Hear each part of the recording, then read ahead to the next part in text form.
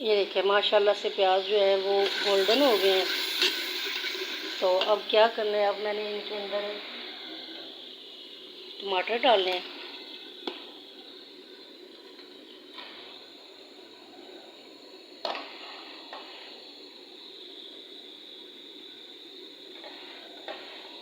अदरक लहसुन का पेस्ट डाला है। तो इनको 2 मिनट के लिए मैंने कवर करना है। थोड़ा सा 1 घूंट के बराबर इसमें मैंने पानी डाला है। अब इनको मैं 2 मिनट के लिए प्लेट बंद कर देती हूँ। तो गाइस मेरी आपसे गुजारिश है कि मेरे इस चैनल को बेज़ारा एग्रीवर्क चैनल को लाइक शेयर कमेंट करें। अगर आज की रेसिपी आपको अच्छी लगे तो मुझे कमेंट करके ज़रूर बताइएगा। दाल गोश्त का शोरबा सभी बच्चे बड़े सभी शौक़ से खाते हैं और मेरे घर में तकरीबन हर एक को ये पसंद है। हर 5-6 दिन के बाद मुझसे ये बड़े शौक़ से बनवाते हैं मेरे घर वाले। तो मुझे भी इस चीज़ का खाना बनाने का शौक़ है और इसीलिए मैं हर रोज़ कोई ना कोई डिश जो है वो तैयार करके डाल रही हूँ नेट पे। तो बात ये है कि व्यूअर्स मेरा सब्सक्राइब नहीं बढ़ रहा है। मेरी आप लोगों से गुजारिश है कि इतने अर्सा हो गया मेरे पास 10, 15, 20 से ज़्यादा मेरे व्यूज़ नहीं आते और सब्सक्राइब भी मेरे नहीं बढ़ते। कोशिश भी मैं कर रही हूँ, हर दूसरे दिन मैं हांडी तैयार करती हूँ, रेसिपी हर काम तकरीबन जो मुझसे हो सकता है उसको मैं करती हूँ। ये देखिए अब ये टमाटर वगैरह गल गए हैं तो इनको मैं थोड़ा सा मैश कर लेती हूँ ताकि ये नज़र ना आए। तो ये देखें एक टमाटर छोटा सा था जिसको मैंने छीला नहीं है। तो ये देखिए घी में फ्राई होने के बाद इसका छिलका ऊपर आ गया तो इसको मैंने ऐसे निकाल लिया। तो यकीन जानिए दाल गोश्त का शोरबा बनता ही बड़ा मज़े का है। अक्सर लोग भुनी हुई दाल गोश्त खाते हैं तो कुछ लोग जो है, मैं खुद भुनी हुई दाल गोश्त मुझे पसंद है, लेकिन मेरे जो फैमिलीज़ है इनको दाल गोश्त का शोरबा पसंद है। तो मैं आज दाल गोश्त का शोरबा बना रही हूँ। ये देखें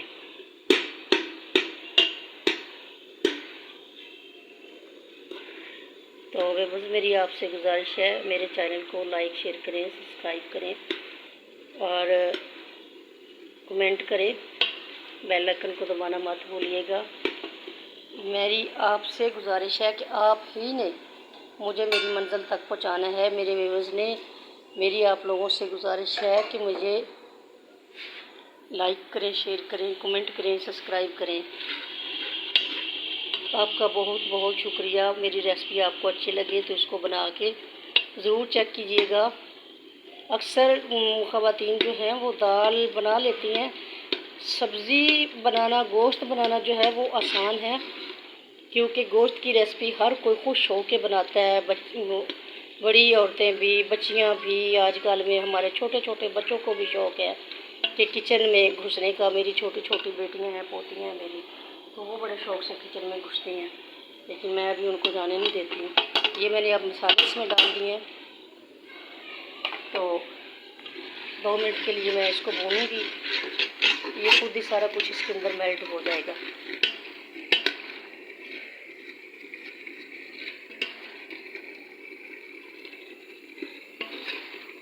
बस मेरी आपसे गुजारिश है कि मेरे चैनल को लाइक करें, शेयर करें, कमेंट करें, बेल आइकन को दबाना मत भूलिएगा।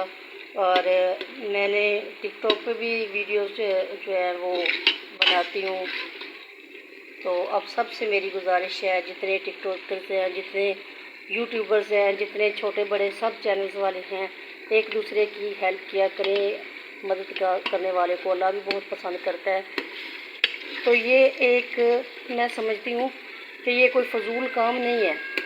कुछ लोगों ने इसको शौक़ बनाया हुआ है, कुछ लोगों ने इसको ज़रूरत बना लिया है।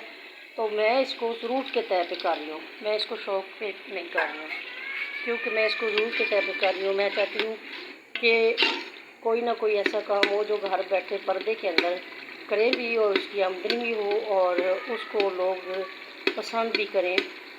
तो बस मेरी आपसे गुजारिश है मेरे चैनल को लाइक करें, शेयर करें, कमेंट करें, सब्सक्राइब करें। आपका बहुत बहुत शुक्रिया।